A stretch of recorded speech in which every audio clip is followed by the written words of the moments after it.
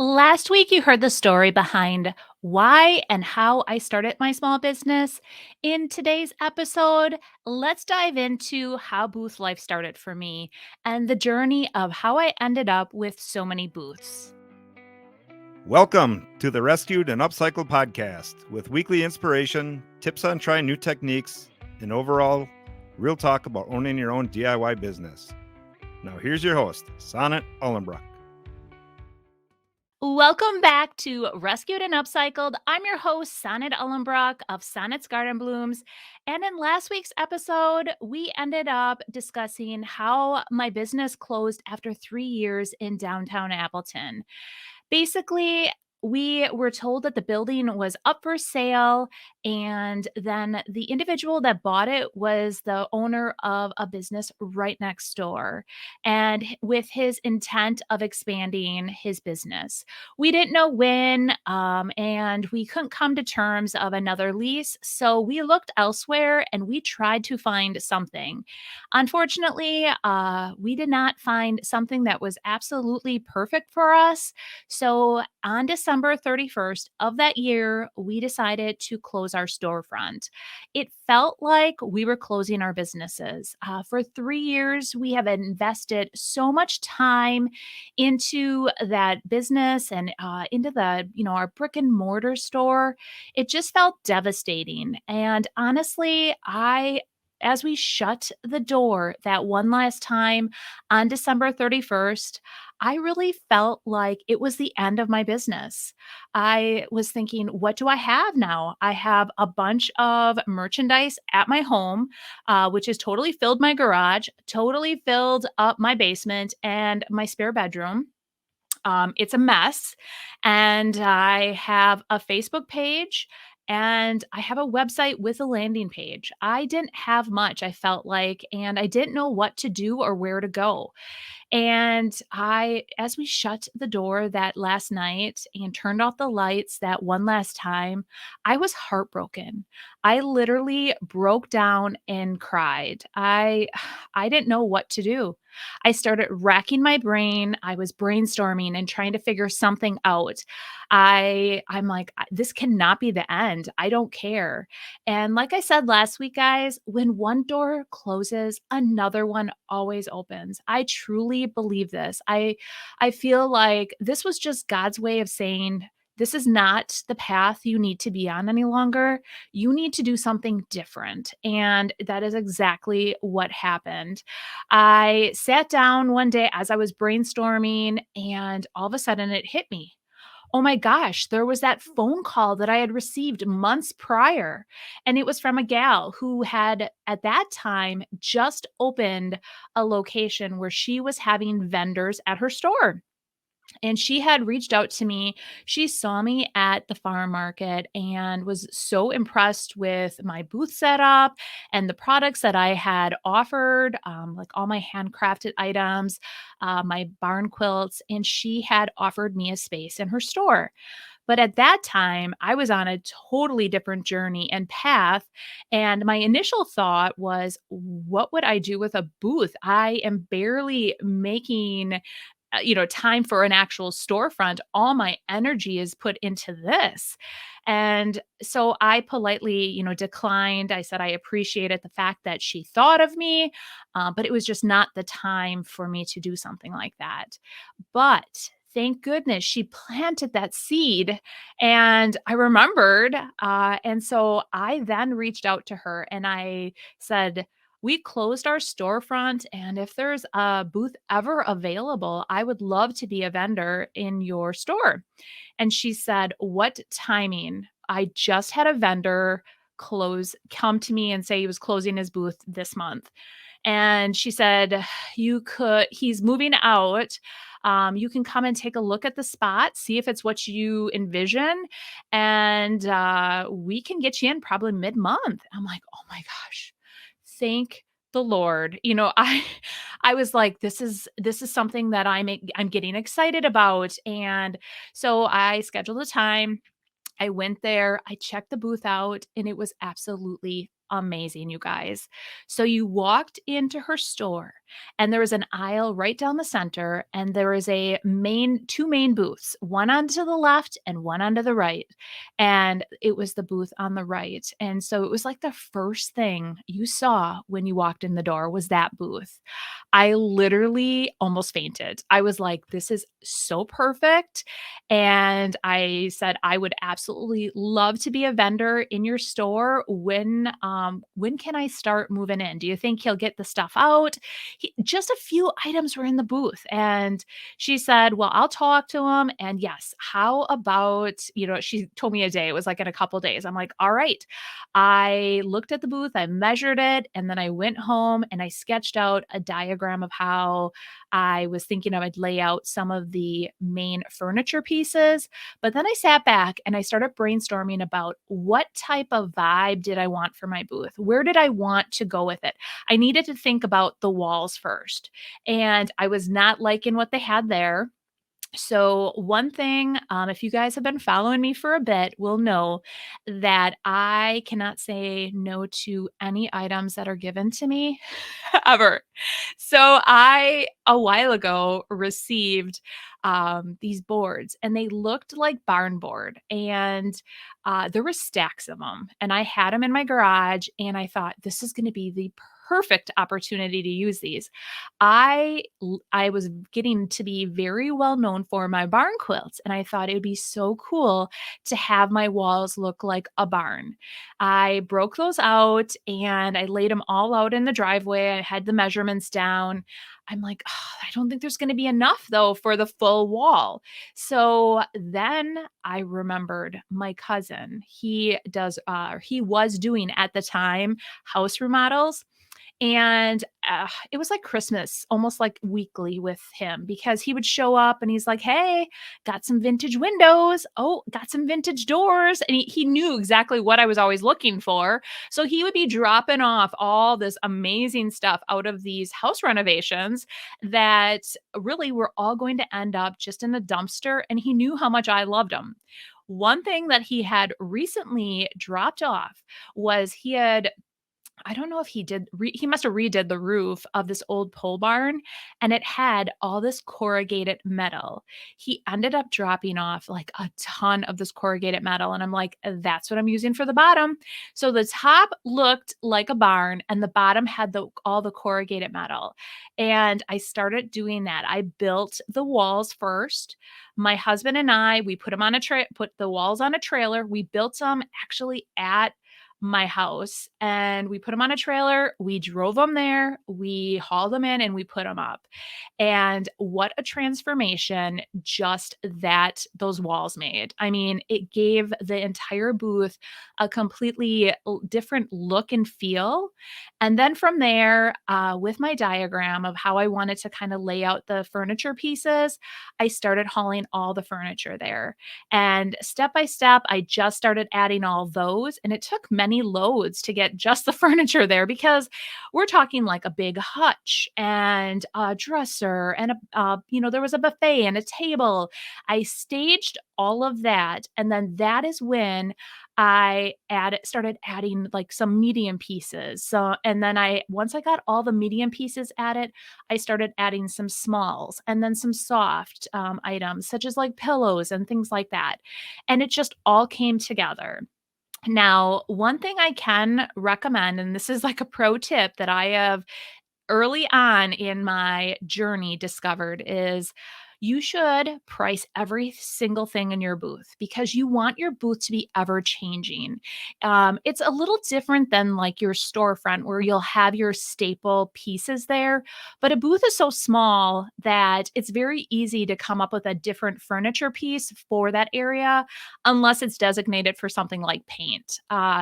But if it's just housing, like different, thrifted finds or anything like that, it should all be priced. So, one thing you want is your booth just to look different all the time, whether or not you move your pieces around if they're not selling.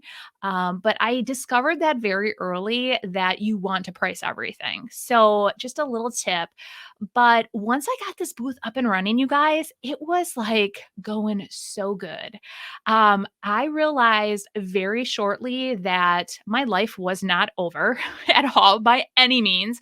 It actually was a blessing in disguise that this all happened. I was able to get back so much time in my life. I was not feeling like I had to rush from work to the store and be there till this time and do this and do that. It was just relaxing. I had more time to go thrifting.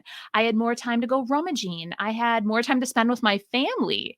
Um, it just was amazing. Like I almost felt slightly bored because well, I wouldn't say bored, but I had so much free time that I didn't know what to do with myself, I guess is what I should say. And so once I got this booth like up and running, and it was about, I would say like mid February. So it took about a month. And then I realized I still had a lot of stuff, you guys. I mean, a lot that I needed to put in this booth. And I wanted to get it out of the garage and I wanted to get it out of my basement. And so I was like, I think I need another booth. And then this is when the expansion just started. So I'm sitting there thinking, where would I want to go next though? And that is when I thought about the Yield Goat. And it's very close to my house. And so I thought, well, I'm going to go check it out. And I went over there and I checked it out. And I'm like, I think I could fit in really well here. So I spoke with the store manager and then I sent the owner, Megan, an email. And I just sent her all the photos of my current booth and my store and like what I had to offer. And I heard back very shortly. We do have a booth for you. One just opened up. And I was so excited to now be part of the Yield Goat family. So, the first thing I did is I found out what my booth was, and I loved the location, you guys. It was absolutely perfect. Again, I just felt like another blessing in disguise. So I sat back and I was like, what do I want this booth to look like? Do I want to totally make it look different? And then that's really when I decided I wanted to have like a cohesive look to my booths. So each booth was going to have some of the staple things in it, like my barn quilts, but all the barn quilts are very unique. So you cannot find duplicate barn quilts at the locations. So every single barn quilt I paint is just, it's kind of like I just grab colors. So, or my signs, that was my signs. Some of them were duplicates, but everything else was going to be unique. Every piece of furniture, the thrifted finds, my upcycles, not one piece is going to be the same in either of my booths. So, I decided that I wanted the walls to be very similar. So if somebody would be at the first location and then came to the Yield Goat, they would say, "Oh, I think this might be Sonnet's booth." And I wanted that look and feel. So I went out and I measured the booth and I had some more of that wood left over and I had more of the corrugated metal. And you guys, it was close. It was cutting it really close, but I was able to make it work, and I ended up getting another set of walls from my, well, base I wanna say thrifted finds, but my free finds that I ended up getting, and once I got that up, it looked so good, and then from there, again, I just started adding all the main furniture pieces. I had pulled all the pieces that I had from like my storage area, my home. And I discovered that I needed a few more. So I went thrifting. I found this beautiful shelf and I did not want to sell the shelf. So this is where my pro tip from the very first booth came from. This is when I realized like, no, Sonnet, you need to price everything. So I got this shelf all painted and it was going to house a certain product of mine. And what happened was I priced it extremely high. I thought, I'm going to put a price on it There is no way, I mean, absolutely no way that someone is actually gonna pay this for this beautiful shelf. I mean, it was beautiful. I loved it. It lasted in my booth a week and a half and it sold. I literally almost fell out of my chair when I opened up my, daily sales and it was on there. I was like, "Who in their right mind would pay that much for my shelf?" But they did, and so what I realized is that I need to price everything, but I also need to have backup stuff, ready to go. So I need to have a vignette, like, ready to move into either of the spaces. And that's what I started doing. I started curating different, like, vignettes and had them ready to go. And I was having a ton of fun doing this, you guys. So I was still working my full-time job, and then in the evenings and on the weekends, I would be working on all my upcycling and I would go thrifting and I would, like, pull together different pieces. I'm like, "Oh, this would look good with this." And I the everything was selling great. These 2 booths were really, really profitable.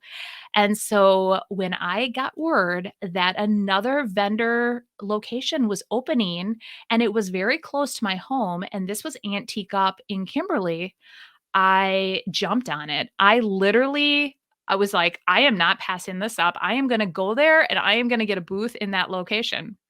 So the first thing I did though was I reached out to my mom because I was missing doing the store with her. I was missing, like, our, like, collaboration that we did together. Uh, it was just we had so much fun, and my mom and I are so close, you guys. I just really missed it. So, we went there together, and we wanted a very large space because how we did the store is we each had our own space, and then what we would do is we would set up our big pieces and then we would intermix all of our other pieces. And that is exactly how we ran that booth. And we made the booth look similar to my 2 booths, but a little different. So I still made it have like that barnyard red or the barnyard red color. And I did some whitewashed faux brick, and we did like a really beautiful charcoal gray wall. It looks similar, but it was a very different feel. And that's kind of what we wanted just because it was ours together. So we divided it in half. We did that. And then a short time of us having it, my dad came and helped us build this really beautiful arbor in the center. And that really like set that whole booth, like it just set it apart from everyone else's. It's just amazing. And I still have it up in the booth. I love it so much. And my mom and I were having so much fun together. We would curate all the different vignettes and we would figure out, what are you bringing in? I'm bringing this in. And it was just great. So now I had 3 booths and I was having a ton of fun managing all 3. And then we got word, my mom and I got word that a 4th location was opening.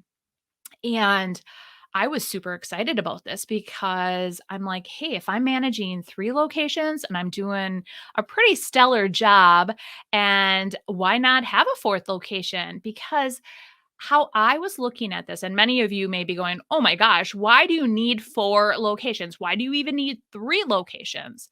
These locations were all in different like areas. So the clientele was completely different. It was very rare that people would go to like the Yield Goat and to Antique Up. So it was just interesting how they all had different clientele. Sometimes they were the same, but typically it wasn't. So when the 4th location, when they opened, I went and I talked to the individual who owned it, and I totally fell in love with the owners. They were so nice. The booth was a bit smaller, but that was okay. And my mom actually got her own booth, and then I got my own booth. So we decided we were going to each do a booth there, And they did their grand opening, and I set the stage of my booth very similar to that of the first one and the Yield Goat. And then that's where this is like my mini failure here. And I still to this day cannot wrap my head around why this booth did not do as good as my other 3 booths. So, and my mom at this location, same thing. We both I don't know if it was where the location of this business was or what, but my word of advice to anyone who is starting a booth journey. Sometimes it's not you or your product. It may be the location, it may be it could be something other than what you're selling. So if you're not doing good, do not think it's you necessarily. It may be something else, like the location or, maybe how the location is marketing themselves. Um, so needless to say, this was the only location where I actually had to pay in for my booth rent. Normally at all the other locations, like I would always say within that first week of booth or the first week of the month, my booth rent should be paid. Everything else is profit. And it always worked that way. Not at this location. I literally was trying everything. I sat back and I was like, what can I change about this location to make it profitable? I had no idea. I tried everything. I tried to rearrange. I even put my best picks at this location. Like I would come up with my vignette and I would really want this vignette at the Yield Goat and it would end up here and everything would sit. It was like crickets. And I was so excited when I would get one sale because I'm like, okay, what's selling? And then I was trying to analyze that. Like, do I need to bring more of that in? And finally, I was at a loss. Like, I went to my mom and dad, and I'm like, "What are you guys gonna do?" And my mom and dad decided they were pulling, so they pulled. And I'm like, "Nope, I'm gonna stay. I'm gonna try to make this work." What makes me think I can't do it here? I feel like if I do more advertising. So I was on Facebook giving this location more exposure than my others. I was doing as much as I could. And in the end, I finally realized I was really at a crossroad where I needed to make a decision and I didn't know what I wanted to do. And every time I would talk to the owner, I always felt so bad about leaving because I liked him so much. I did. I liked him and I liked his family. And they were very, very good people. And my mom kept saying, no matter how good they are, if it's not helping your business, you should not be there. And I knew in the back of my mind that that was true, but I held out, you guys. And again, I did like a remodel, and I just kept holding on. And my other booths, thank goodness, were so profitable that I didn't have to worry about it for a bit. So I finally was at the point where I'm like, okay, I'm going to sit down, I'm going to do the math. And I'm like, oh my gosh, I'm going to have to make a decision in the new year. And that year into the new year, I was dragging my feet making that decision. And you guys, if you all remember, COVID hit. And if you remember what happened, the world literally shut down for months. And this was almost like a blessing in disguise for multiple reasons. First of all, it had me just slow down my life to the point where I was able to reevaluate everything, and that included me being on the road with my booths. It also slowed it down so much that I was able to reevaluate my booths in general and then realize out of my 4 booths, well, which ones were profitable and which ones were not, and which I finally approached the location that was not profitable. And I gave my notice and I pulled my booth during that time. And I felt absolutely horrible because it turned out it was a long time we were all not open. But again, it was the best decision of my life. Out of the last 3 booths, or the 3 booths that I still had, that was also when I found out who were good business owners and who were not. And during that time, the Yield Goat stepped up and they did an amazing job for their vendors. Antique Up did as well. And the first booth, which I have not named, they did not. Um, they pulled some shyster stuff, and I won't go into all those details, but I actually reached out to an attorney to see what my rights were and what the other vendors' rights were in this situation. And she was trying to pull a fast one on all of the vendors that were there, which I I was so nervous the day that I gave my notice there, and my dad came with me to break down my booth and to take it all apart and to leave. And let me tell you, I thank God had my dad because I was so afraid she would be confrontational with me. It was just like a little bit of a scary situation there. So, in the end, it was the best thing that happened. I realized looking back, that situation probably was not the best situation for me. Even though I was very profitable there, there was just a lot of stuff that looking back, I'm just glad that that happened. So after, that was said and done, I ended up only having 2 booths then, once everything opened up. And then during that time, um, the owner of the Yield Goat wanted to expand over where my booth was currently. And that was another little blessing because she was offering me a much larger and substantial booth. And then that's where I moved now. So it was, we were completely shut down. It was the perfect timing. And I had another arbor that was in our storefront. And I'm like, oh, I can reuse that. So I pulled all that material out. I redid this other larger booth. And then I put up this elaborate arbor in there. And my booth it was completely transformed. So even though we were shut down, I was able to expand.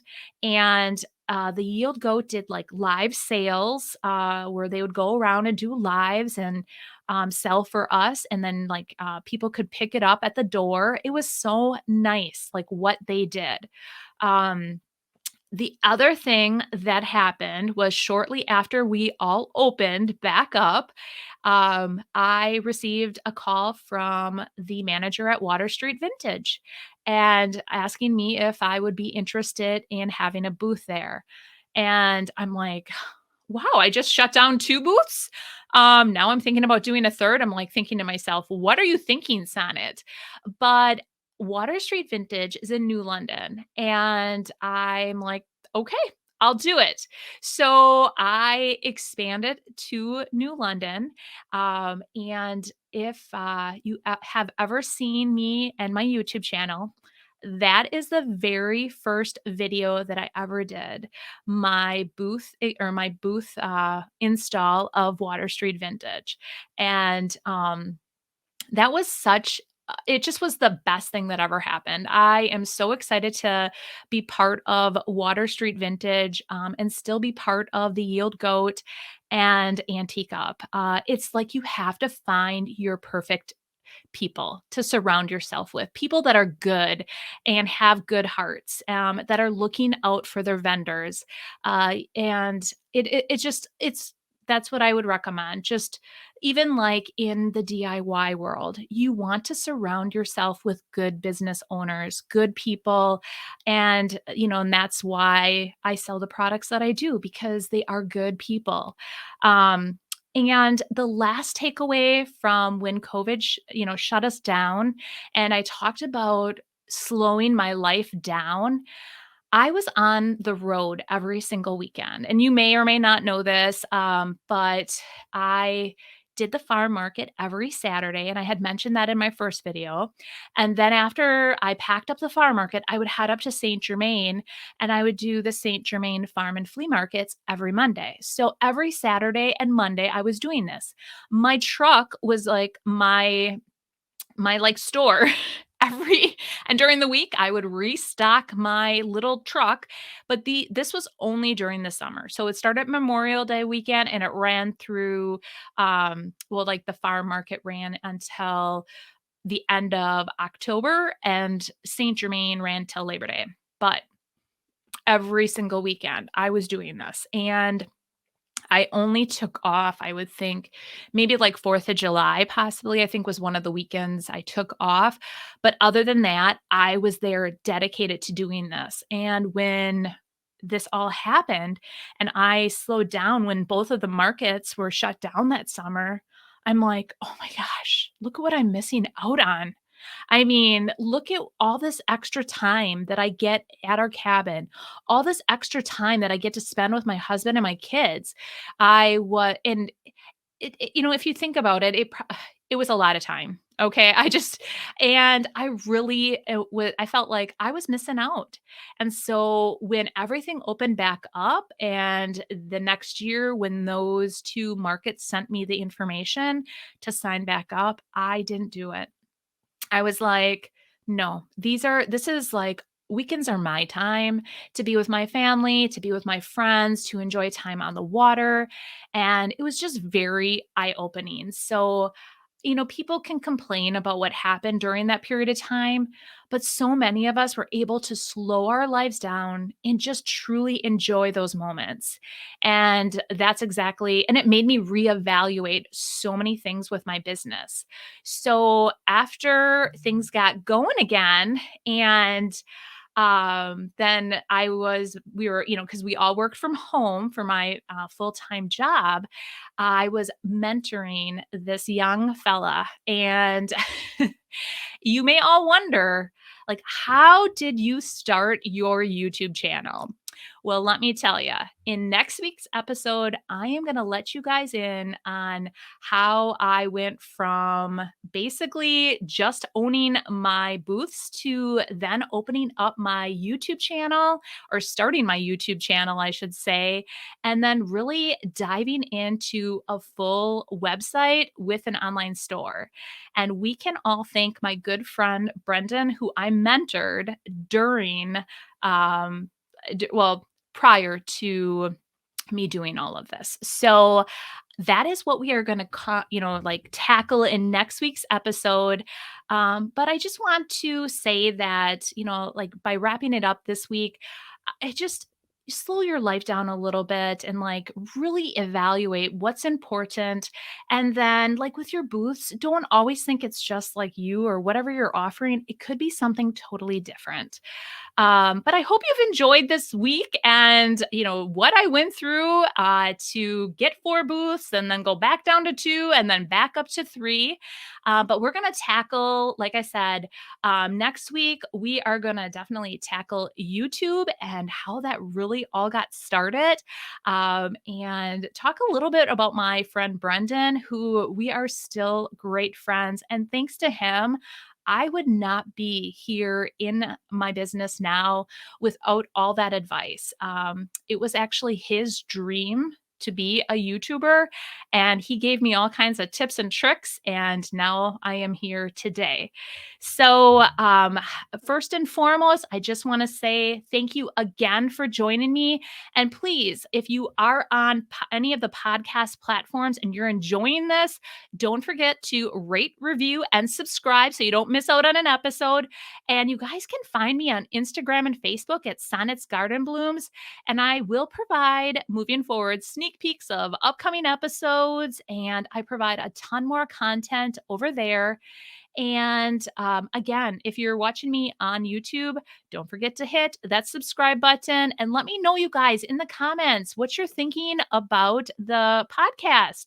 If there are any topics that you'd love for me to cover, let me know.